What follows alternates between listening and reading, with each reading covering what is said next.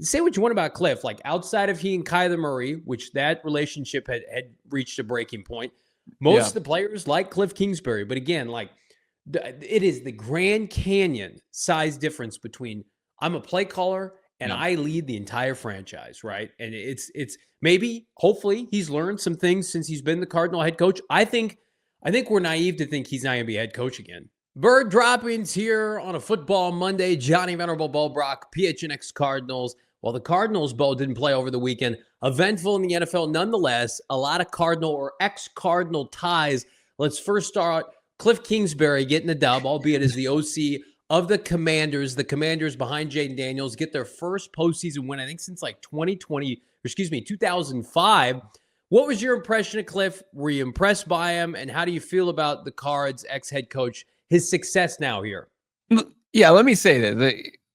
We can feel good for Kliff Kingsbury, right? It's fair to feel good for Kliff Kingsbury. I think that this was, a parting of ways that was necessary for all parties involved. It was just Kliff Kingsbury, the head coach. There was an expiration date on that. It spoiled horrendously. He's very stinky fridge afterwards. And obviously he fell victim to Steve Keim, but I think that there was, as far as being the leader of men that the Cardinals needed in that locker room, I don't think Kliff could fulfill that. But on the other side of things, for him to be able to kind of continue to take his bag that he received the previous offseason from Michael Bidwell, the extension, the inexplicable extension, you can feel bad about that as just being a Cardinals fan overall, and then see Kliff go there. And I thought that his preparation just from the very get-go for Jaden Daniels and in the plays that Jaden Daniels was going out there and making within Kliff's offense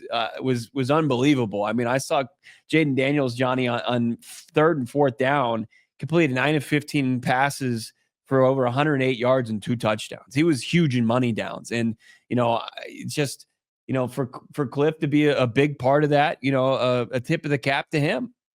Yeah, again, like the big difference between leading an offense, conjure up plays and scripted plays to begin a game, and leading a locker room of 53 men. Like there's a huge difference to that.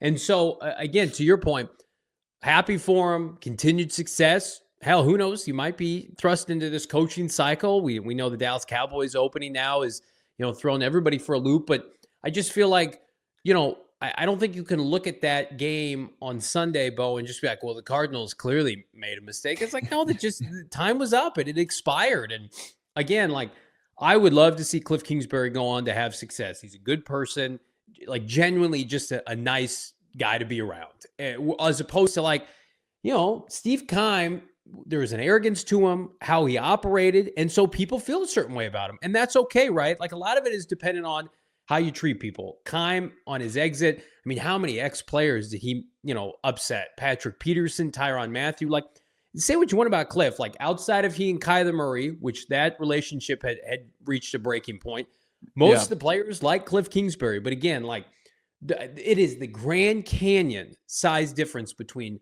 I'm a play caller and I lead the entire franchise, right? And it's maybe, hopefully, he's learned some things since he's been the Cardinal head coach. I think we're naive to think he's not going to be head coach again. Like, I just feel like with the amount of openings that happen, even if he doesn't get a job this cycle, Bo, it feels like, well, Washington is only going to get better. That team last night that I looked at, like, give Dan Quinn all the credit in the world. Bobby Wagner's out there looking like it's like 2010 Bobby Wagner or whatever it is. Outside of Baker Mayfield trucking him. Yeah. Right. I mean, but you're right. Yes. He's a forced fumble. I mean, you can make an argument. There are a lot of frauds in this postseason picture. We know Denver was a fraud, right? There were a lot of frauds based on the schedule they played. The Commanders won 13 games with, I think, overwhelmingly the worst roster in the postseason. And typically that's coaching. Like, who do they have offensively outside of Scary Terry? Zach Ertz is their tight end. Zach Ertz, who looked absolutely washed in Arizona. Defensively, they have no pass rush. Like, Washington, to me, is one of the best coached teams in the NFL this year, and Kliff Kingsbury is absolutely a part of that. Yeah, when it's not Scary Terry, it's Dynamo Brown, it's Zach Ertz, as you mentioned.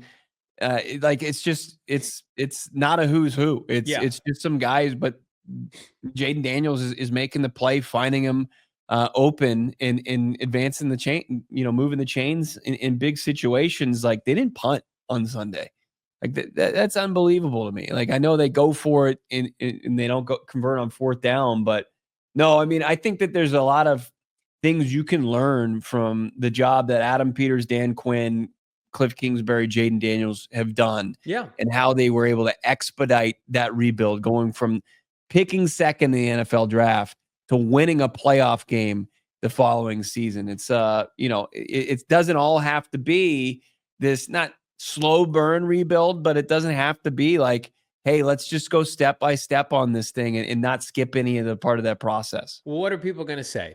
New owners, that generates everything, right? And we're like, that's not coming in Arizona.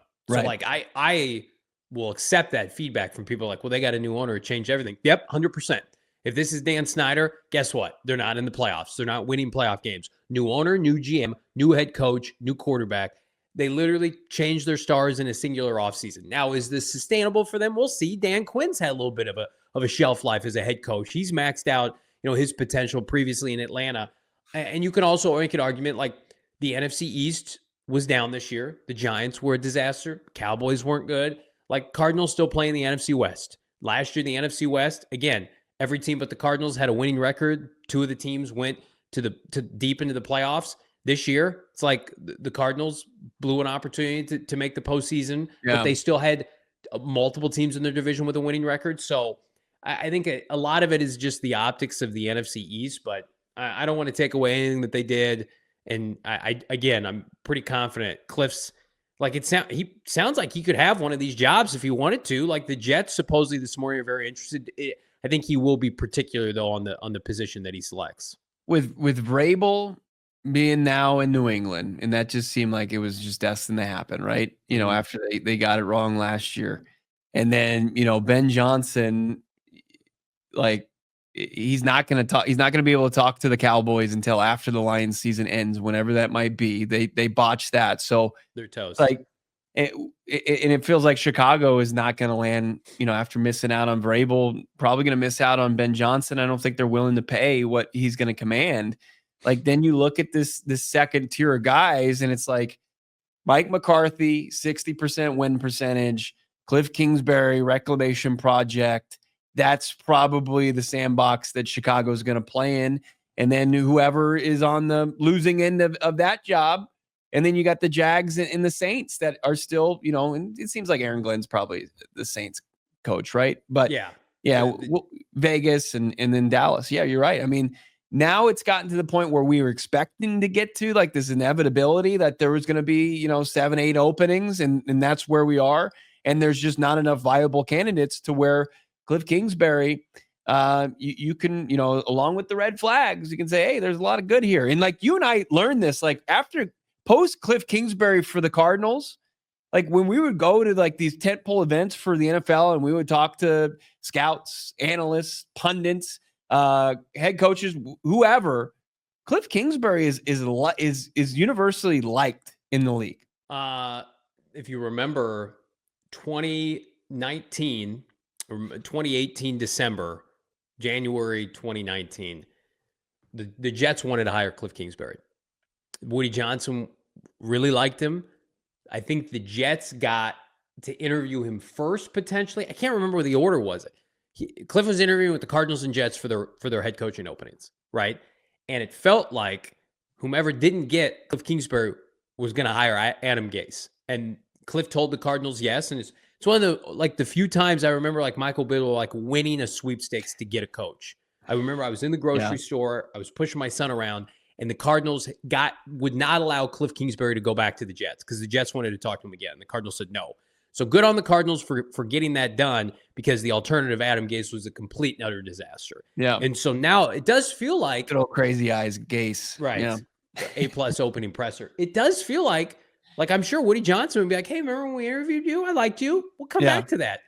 But I also feel like if I'm Kliff Kingsbury, ask Kingsbury, his grandson, like, hey, does this guy, how is he in Madden? That's a great point. Yeah, right. Hey, this guy looks like he could be an Instagram model to my grandson. That looks great. I do think if I'm Kliff, I want no part of that. I feel like the Jets will literally take whatever they can get. I honestly, I'm surprised, and this isn't a knock on him, that the Jets didn't interview Drew Petzing. Like, maybe that's coming, but like when you're interviewing Rex Ryan for your opening, this is where you and I get to sit back and we get to eat popcorn and laugh at these openings. Because right now, like, if Brady gets Ben Johnson to go to the Raiders and they give him like a 5-6 year contract, if you're the Chicago Bears, are you trading draft picks for Mike McCarthy?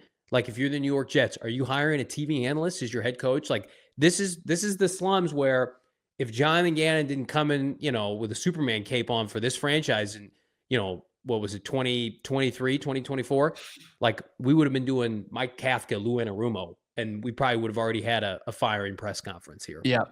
Yeah, there is some alternate reality where, that you and I are doing sad boy shows all about that, and then we're looking at the next, because the Cardinals wouldn't be in the top candidate.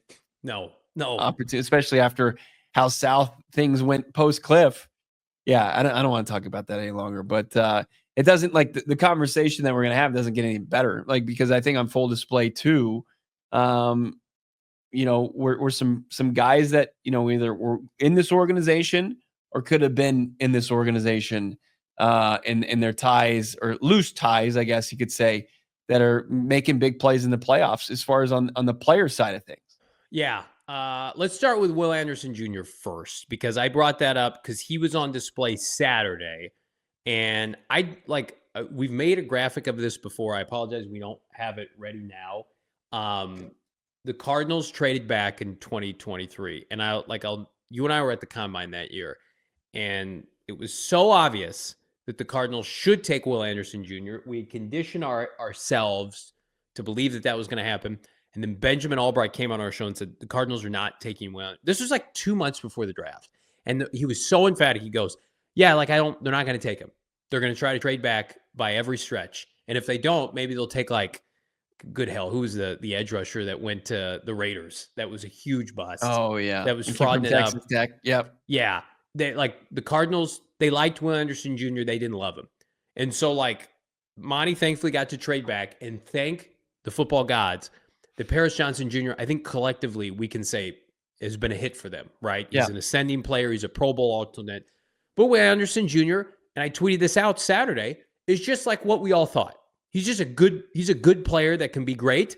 I think he's a 2-time Pro Bowler now. He won Defensive Rookie of the Year last year, and he made Justin Herbert's life miserable. He also has DeMeco Ryans. He also has Everson Griffin on the opposite side. He's been set up to succeed, just like I think Paris has been set up to succeed by the Cardinals infrastructure. But revisiting that Will Anderson Jr. trade, it's hard for Cardinal fans. I get it, because outside of Paris, there has not been a ton of return in terms of proven players yet. I think that there's still an opportunity for that. And we're looking at you, Darius Robinson, but the bounty of that trade back is still TBD. Yeah, no. And that, the delayed gratification of that is going to be, it helps that Paris Johnson Jr. is now playing the premium tackle spot, right? After playing every single snap of his rookie season, shifted over to his natural position, left tackle, and held it down, and was a Pro Bowl alternate in just his first season there. So that's exciting. And that Monty Ossenfort, credit to him, trading down from 3 to 12 and then back up and really kind of feeling the pulse out of that team, that draft, because you mentioned Tyree Wilson. He was the next guy off the board.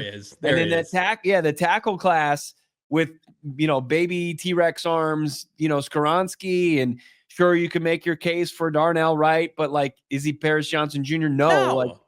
Paris Johnson Jr. is the premier tackle in that class, and you got him. And then you're right.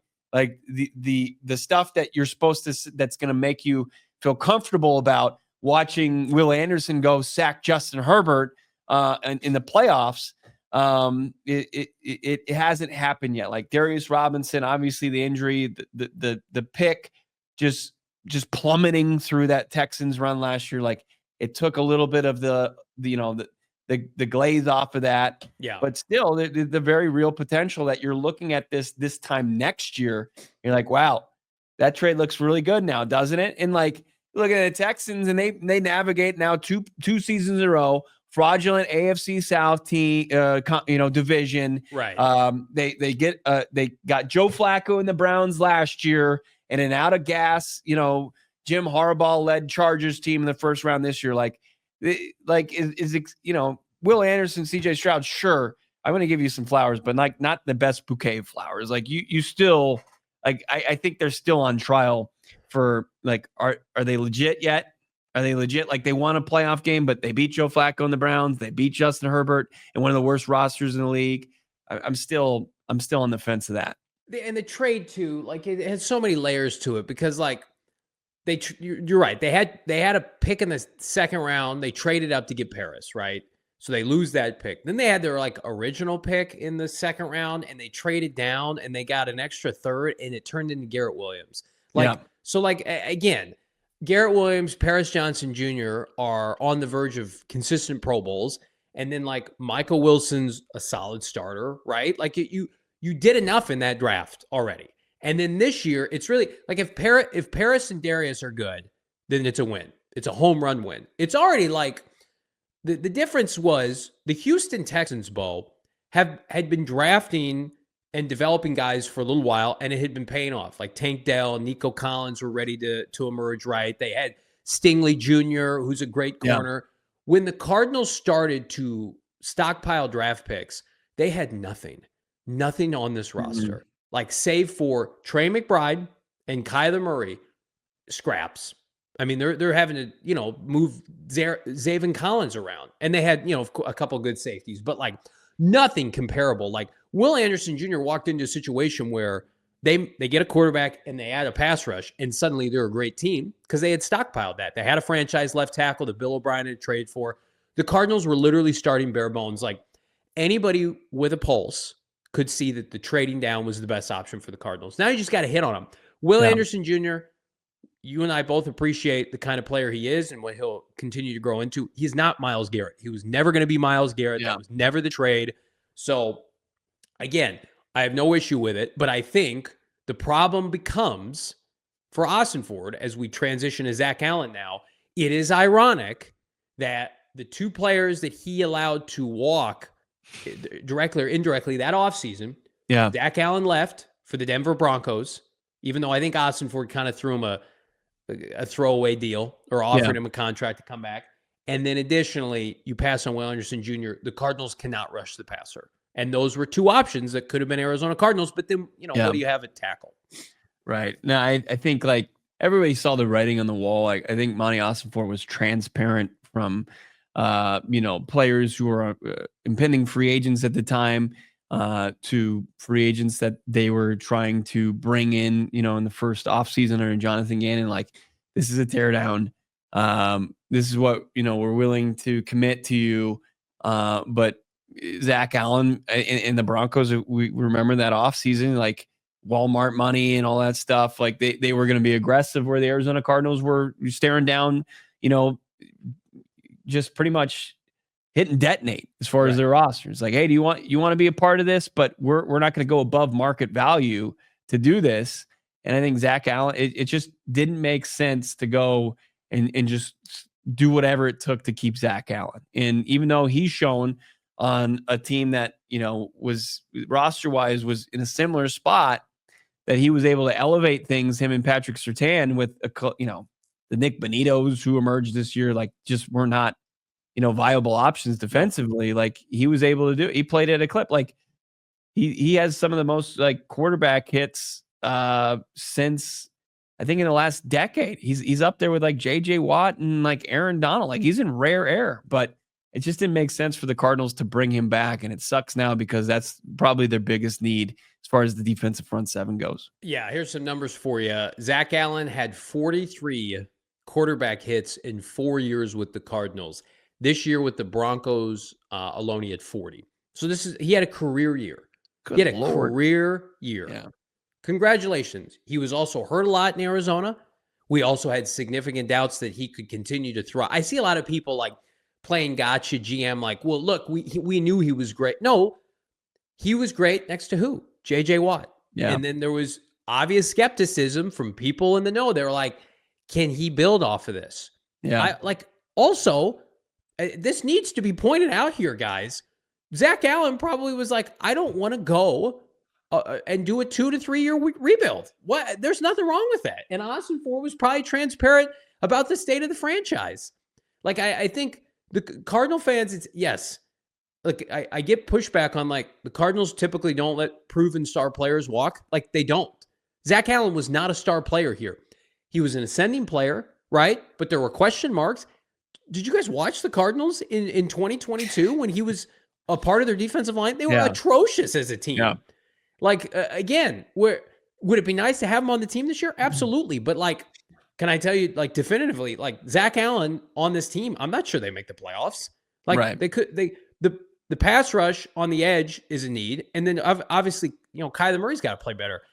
They can get a Zach Allen-esque type of player this offseason, or like 75 to 80%. Hell, they could have done it last offseason. So it's bad timing for Austin Ford, if you want to call it that Will Anderson Jr. and Zach Allen are balling out on national TV, and the Cardinals can't rush the passer.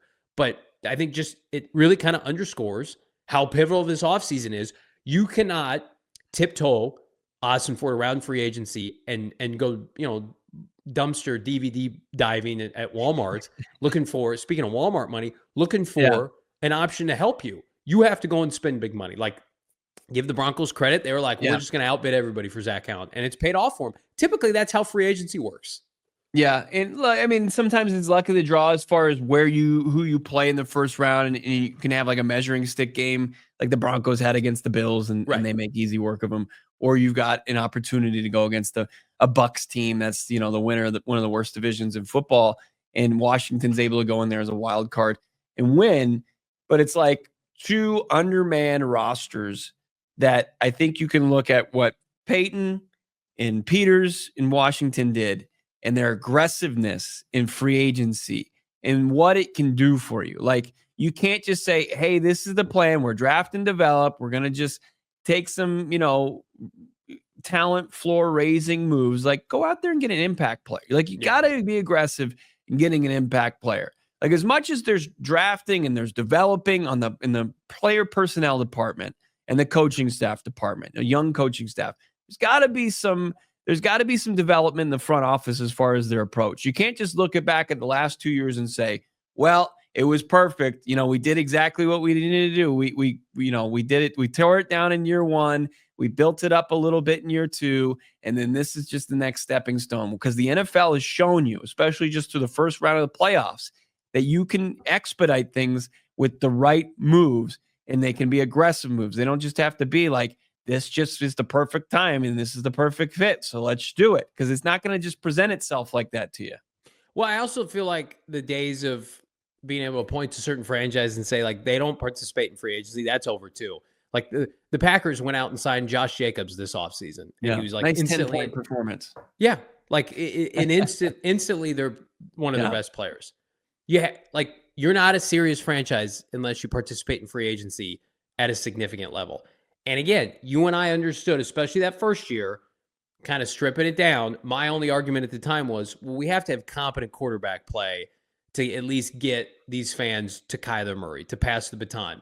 And it took them up until the season opener to get Dobbs in here. And so you could elevate Trey McBride and Michael Wilson. Last year, they missed a golden opportunity.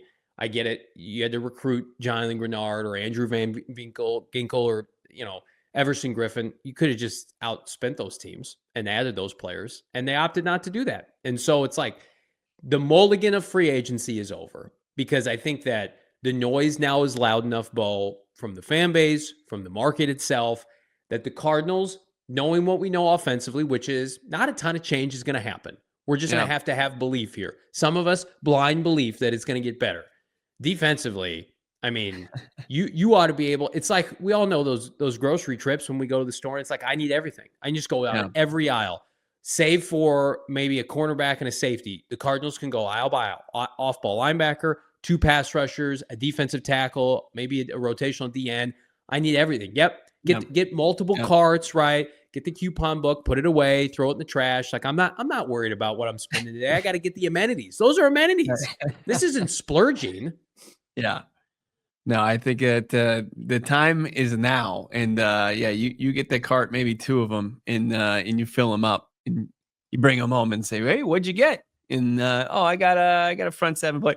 Because where'd you see like the negative plays against Tampa when they needed them? You know, like it was like you like the interior of the defensive line, because Washington doesn't have any edge rushers. No. Or you see players on the next level, and Lavu and Wagner, as you mentioned, like making plays. So. It's not just, the Bucks Commanders game. I know that's a little bit more even, but you just look across the wild card round and you'll see it in the division round. You'll see guys that were acquired recently that made impacts this year, that the Arizona Cardinals, they need to be looking like, who is that going to be for us this offseason? Because we are right there. We were knocking at the door, and there's no excuse like that we're not in the dance, firmly in the dance next year. Like I don't think it's like, hey, we're just happy to be here at this time next year, Johnny. Yeah, that can't be the mindset. It's got to be the mindset. Jaden Daniels is winning playoff games. Jonathan Gannon, Monty Ossenford, and Kyler Murray, year 3 of their vision, has to produce a winning record and a postseason berth, a firm postseason berth, where it's like some of these teams, they've known they've made the playoffs for over a month, right? We can't be going into week 17 hoping, wishing, and clawing. The Cardinals need to get it together, and they're going to, have every opportunity to get better. We're going to get it together every day here. PHNX Cardinals live 4:30. Drop a like, subscribe here on YouTube. We're back with a Tuesday show. For Bo Brack, I'm Johnny B.